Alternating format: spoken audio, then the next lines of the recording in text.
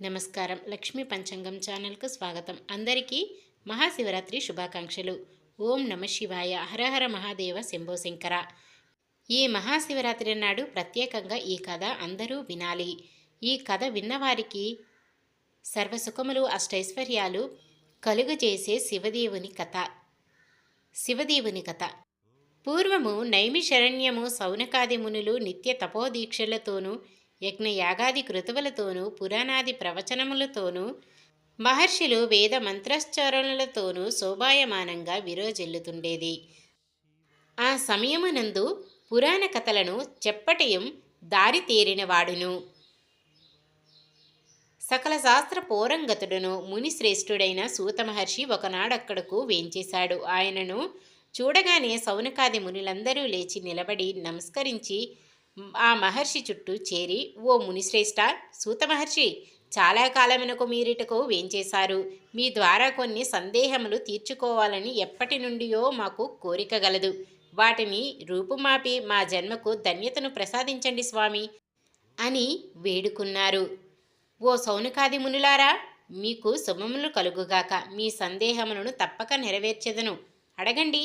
ఉచిత రీతిని వాటికి సమాధానములు చెప్పి మీ సందేహాలను నివృత్తి చేసేదను అని సూత మహర్షి వారి అభ్యర్థనను అంగీకరించాడు. స్వామి, ఈ విశాల విశ్వంలో సమస్త చరాచర జీవరాశియందు మానవ జన్మ మహోత్కష్టమైనదంటారే. అంతటి గొప్ప మానవ జన్మనెత్తిన మానవులలో ఎక్కువ మంది పలు కష్టములకు దరిద్ర బాధలకు లోనవుతూ పలు బాధలకు లోనవుతున్నారు గదా. వారంతటి తమ తమ పూర్వజన్మ సుకృత ఫలములను భావించుచున్న వారి బాధలు పోయే మార్గమే లేదా? వారందరూ తృప్తిగా తమ జీవితమును గడుపు భాగ్యమే లేదా? దీనికి ఏదైనా తరుణోపాయం ఉంటే చెప్పండి స్వామి అని ప్రార్థించారు. మునులారా, కలత చెందకండి. మానవులందరికీ తమ తమ పూర్వజన్మ ఫలితముగా సంభవించు పలు బాధలను పోగొట్టుకొనుటకు మన శాస్త్రములు యందు కొన్ని మార్గములు నిర్దేశించబడ్డాయి. అందులో శివదేవుని కథ అత్యంత శ్రేష్టమైనది. సోమవారం శివునికి అత్యంత ప్రీతికరమైన రోజు. ఏకాదశి కలిసిన సోమవారం మిక్కిలి ప్రాశస్త్యమైనది. సకల జనులకు సకల ఐశ్వర్యాలను ప్రసాదించి సుఖవంతులను చేయు దివ్యమైన వ్రతమది. అదే శివదేవుని వ్రత విధానమును, వ్రత కథను చెబుతాను, శ్రద్ధగా వినండి అంటూ చెప్పసాగాడు సూత మహర్షి. పూర్వకాలంలో ఆంధ్రదేశాన గౌతమీ తీరాన ఒక గ్రామం ఉంది. ఆ గ్రామంలో ఒక నిరుపేద బ్రాహ్మణుడు నివసిస్తూ ఉండేవాడు. అతని పేరు శివయ్య. అతని భార్య పేరు రాజేశ్వరి. వాళ్ళు కటిక నిరుపేదలు. చాలా కాలానికి ఆ దంపతులకు ఒక కొడుకు జన్మించాడు. ఆ దంపతులు వారిని అల్లారు ముద్దుగా పెంచుకుంటున్నారు.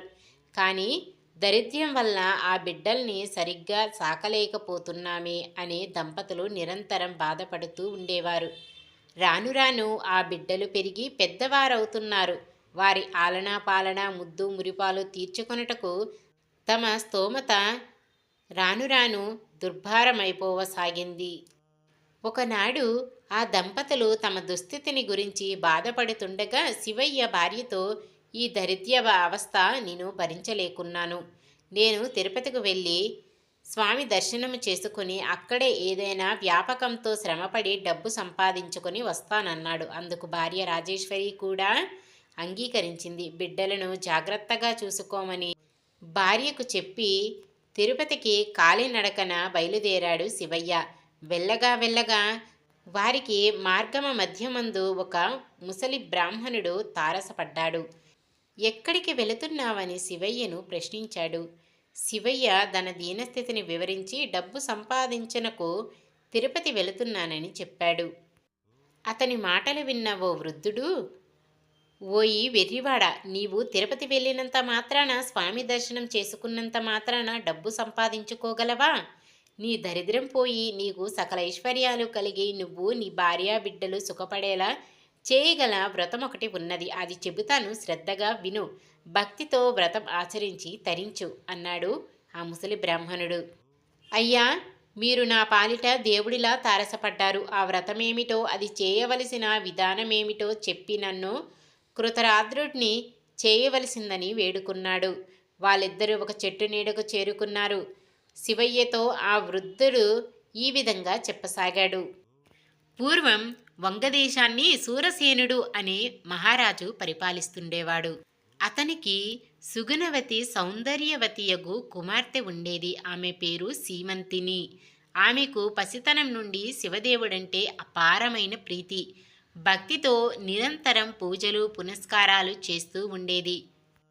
యజ్ఞవల్యముని సతీ మైత్రేయి ఈ సంగతి తెలుసుకొని ఆ రాకుమారి వద్దకు వెళ్ళి సోమవార వ్రత మహత్యాన్ని, ఈ వ్రత విధానాన్ని తెలియజెప్పింది.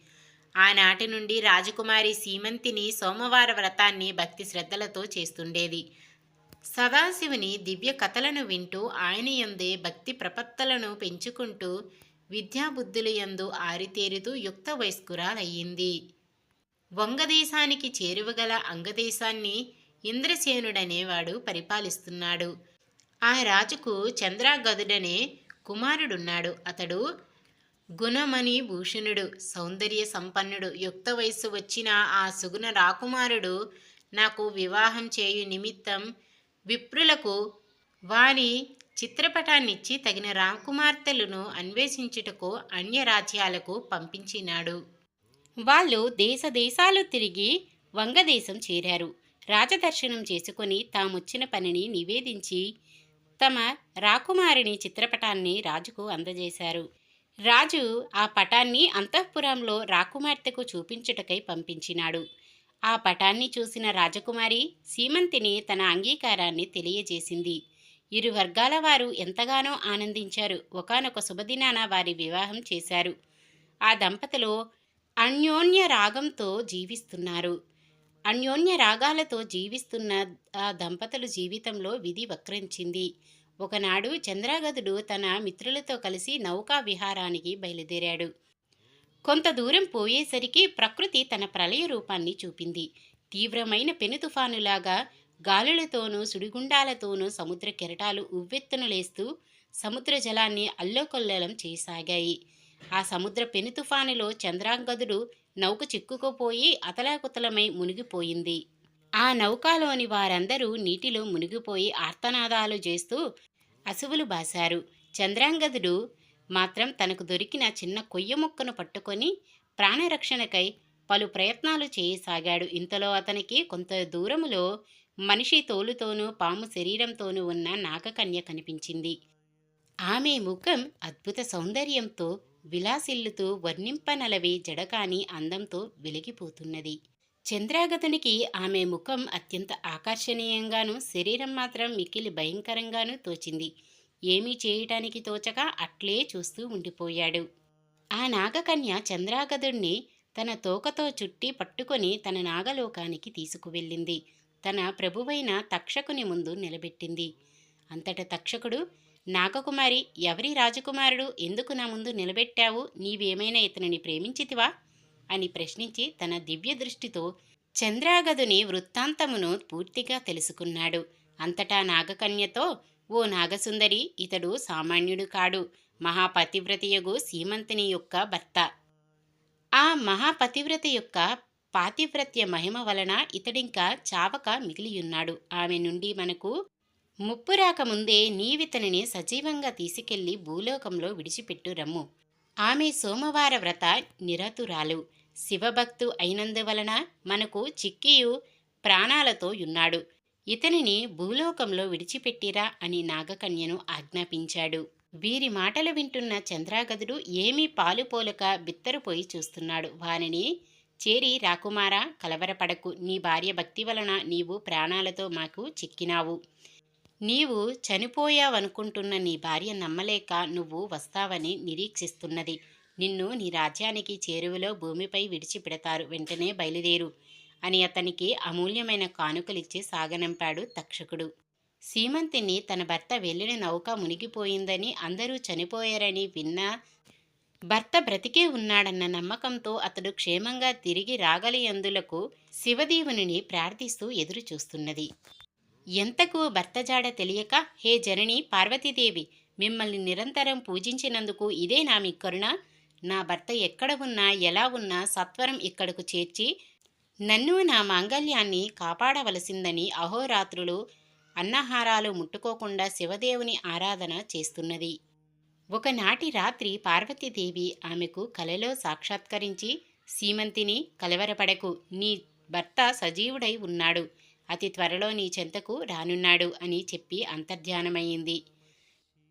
కలలో అందున ప్రాతకాలపు స్వప్నంలో దేవి సాక్షాత్కరించి పలికిన పలుకులు వృధా కావని ధైర్యం తెచ్చుకొని భర్త కొరకు ఎదురుతెన్నులు చూస్తున్నది. ఆ మర్నాడు ఆమె సోమవార వ్రతం ఆచరించి ప్రసాదాన్ని కళ్ళకద్దుకునే సమయానికి చంద్రాంగదుడు మణిమయ రత్నాలతో ఆమె కనుల ముందు సాక్షాత్కరించాడు. దేవి, నీ వ్రత మహత్యం వల్లనే బ్రతికి బయటపడ్డాను. నాగకన్యలు నన్ను రక్షించి తమ రాజు వద్దకు కొనిపోగా ఆ మహానీయుడు నీ ఉదంతమంతయు తన దివ్యదృష్టితో చూసినవాడై వారిని హెచ్చరించి అపూర్వమైన కానుకలతో నన్ను భువికి సాగనంపాడు అని చెప్పాడు. ఈ కథంతా ముసలి బ్రాహ్మణుడు పేద బ్రాహ్మణుడికి చెబుతున్నాడు. ఓ విప్రోత్తమ, వింటివా కాదా? శివదేవుని వ్రతమహిమ. నీవు నీ గ్రామానికి వెళ్ళు. నీవు నీ భార్య సోమవార వ్రతమును శివదేవుని ఆరాధన చేసి మీ ఇతిబాధలు తప్పించుకొని సుఖశాంతులతో సిరి సంపదలతో వర్తిల్లవలసిందన్నాడు. అయ్యా, ఈ వ్రత విధానమేమిటో చెప్పి నన్ను కృతరాద్రుని చెయ్యండి అని శివయ్య అడిగాడు.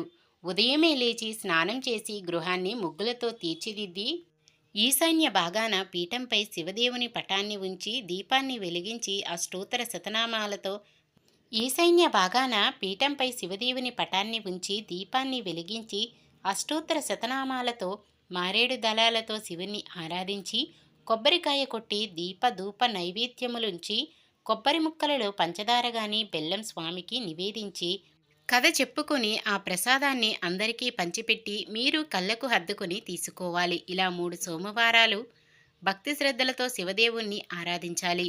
వ్రతలోపమున్నను భక్తి లోపముండరాదు అని చెప్పి ఆ వృద్ధుడు విప్రుడు అంతర్ధ్యానమయ్యాడు. తనను ఉద్ధరించడానికే భగవంతుడు వృద్ధ బ్రాహ్మణ రూపంలో వచ్చి వ్రతాన్ని సూచించాడని శివయ్య సంబరపడిపోతూ ఇంటికి చేరుకున్నాడు.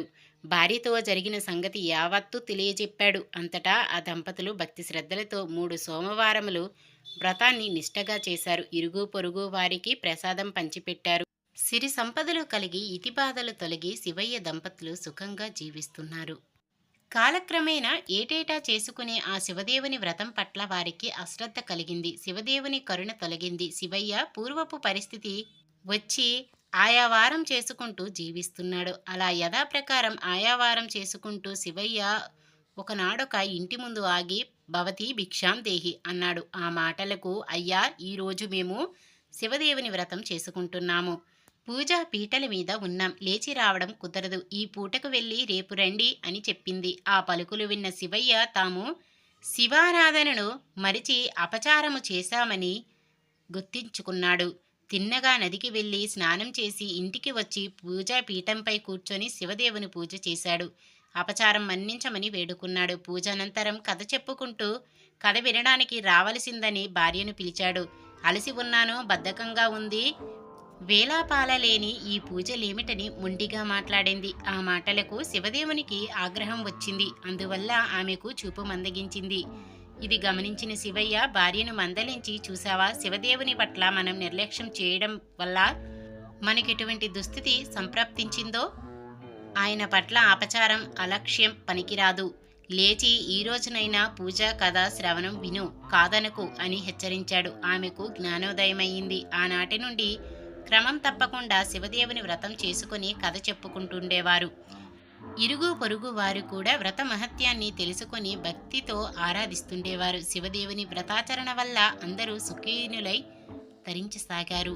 కావున ఈ వ్రత కథ చదివిన వారికి, విన్నవారికి శివుని కరుణ కలిగి సకల ఐశ్వర్యాలు పొంది తరిస్తారని సూత మహర్షి శౌనకాదులకు బోధించాడు. ఇది కేవలము సోమవార వ్రతమే కాదు, మహాశివరాత్రి రోజు ఈ కథ విన్నవారికి కూడా శివదేవుని కరుణ కలిగి సకల ఐశ్వర్యాలు పొంది తరిస్తారని సూత మహర్షి శౌనకాదులకు వేరే కథలో బోధించాడు. మీకు, మీ కుటుంబ సభ్యులు అందరికీ మహాశివరాత్రి శుభాకాంక్షలు. ఈ మహాశివరాత్రి రోజు ఈ కథ విన్నవారికి సకల సుఖాలు, అష్టైశ్వర్యాలు, జ్ఞానం, బుద్ధి, సిరి సంపదలు ప్రసాదించాలని ఆ మహాశివుడిని కోరుకుంటున్నాను. ఈ వీడియో నచ్చితే లైక్ చేయండి. మన వాళ్ళందరికీ ఉపయోగపడవచ్చు. షేర్ చేయండి. మన ఛానల్ని ఎవరైనా కొత్తగా చూస్తున్నట్లయితే వెంటనే సబ్స్క్రైబ్ చేసుకొని పక్కనే ఉన్న బెల్ ఐకాన్ని క్లిక్ చేసి ఆల్ అనే ఆప్షన్ని సెలెక్ట్ చేయండి. నమస్కారం. లోకా సమస్త సుఖినో భవంతు. ఓం నమ శివాయ. హర హర మహాదేవ. శంభో శంకర.